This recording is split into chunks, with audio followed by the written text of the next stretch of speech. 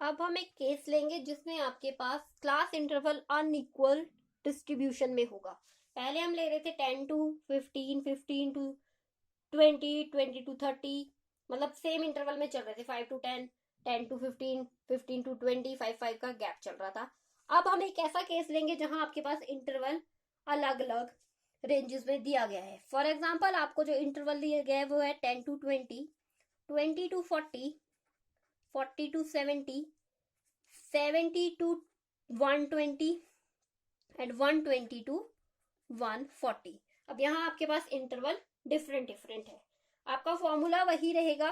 Formula है आपका m equals to L1 plus n divided by 2 minus cumulative frequency all divided by f into आई।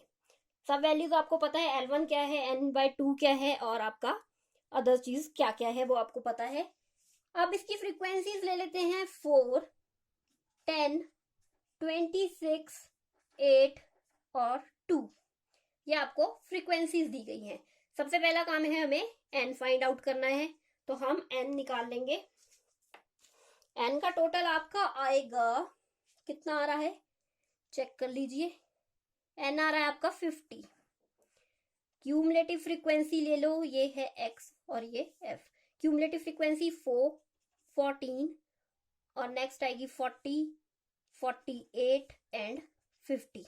ये वाली value और ये वाली वैल्यू मैच हो गई, तो हमारा यहाँ तक आंसर सही है। अब चलते हैं, हमें फॉर्मूले में जो जो वैल्यूज चाहिए वो निकाल लेते हैं।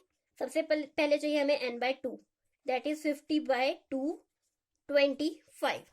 25 नंबर आया तो वो हम चेक करेंगे कहाँ पर, क्यूमुलेटिव फ्रीक्वेंसीज में, कि क्यूमुलेटिव फ्रीक्वेंसीज में 24 कहाँ आ रहा है।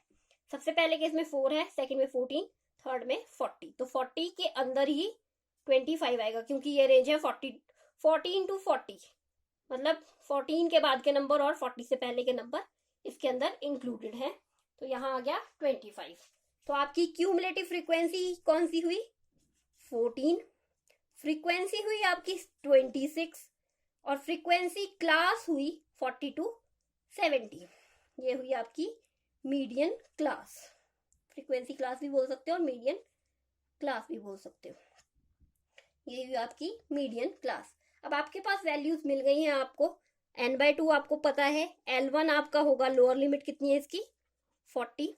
40 और 70 का डिफरेंस कितना है, 30 का, तो आई हो गया आपका 30। ये हुआ आपका 70 माइनस 40, तो आया आपके पास 30। क्यूमुलेटिव फ्रीक्वेंसी है आपके पास 14 एंड फ्रीक्वेंसी आई आपकी 26।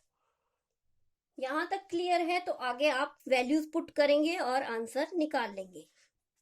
सब चीजें आपके पास अवेलेबल है, आपने सिर्फ वैल्यूज पुट करनी है और आंसर निकालना है।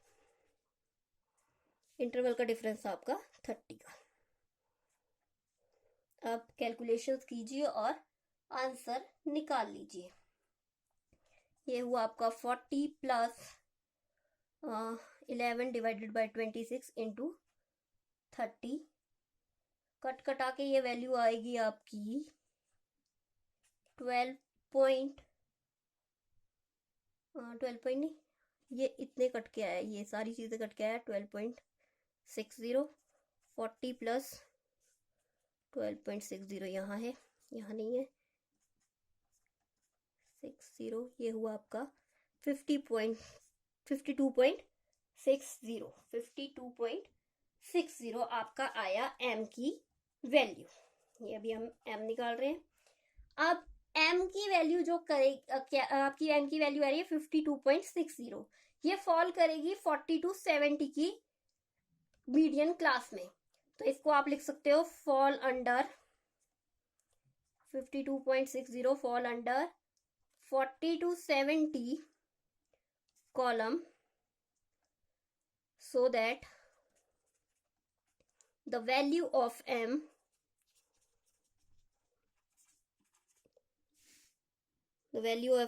equals to 40। आपकी जो मीडियन की वैल्यू है वो है 52.60। ये फॉल कर रही है 40 to 70 के कॉलम में। और अब आप कह सकते हो कि m की वैल्यू है 40। अब आप एक चीज नोटिस करोगे तो आपके पास जो वैल्यूज है, यहाँ पे फ्रीक्वेंसी, क्यूमुलेटिव फ्रीक्वेंसी आ रही है 40 की, बट हमारा आंसर है 52.60। आप कह सकते हो कि 40 और 52.60 में बहुत फर्क है, दिखाई दे रहा है, बट ये हमने यहाँ चेक नहीं करना है, हमने इसे इस एरिया में चेक करना है। हमने ये चेक किया है कि 40 टू 70 के बीच में आपका नंबर आता है 52.60, जो कि आपकी मीडियन की वैल्यू आई है। हमारा कहने का मतलब ये है कि ये जो 40 टू 70 की मीडियन क्लास है, इसमें 52.60 जो नंबर है, जो इसमें 52.60 नंबर की जो आइटम है, वो आपकी सीरीज को दो इक्वल पार्ट्स में डिवाइड करेगी 40 टू 70 की रेंज में जाके। मतलब कहने का क्या है, यहां से आप चले और 52.60 तक जब पहुंचे, वहां तक के नंबर, और उसके बाद आप 140 तक जब तक गए, वहां तक के नंबर, ये दोनों आपस में हाफ हाफ हुए हैं 52.60 पे, ना कि ये फ्रीक्वेंसी के अकॉर्डिंगली आपका आंसर है।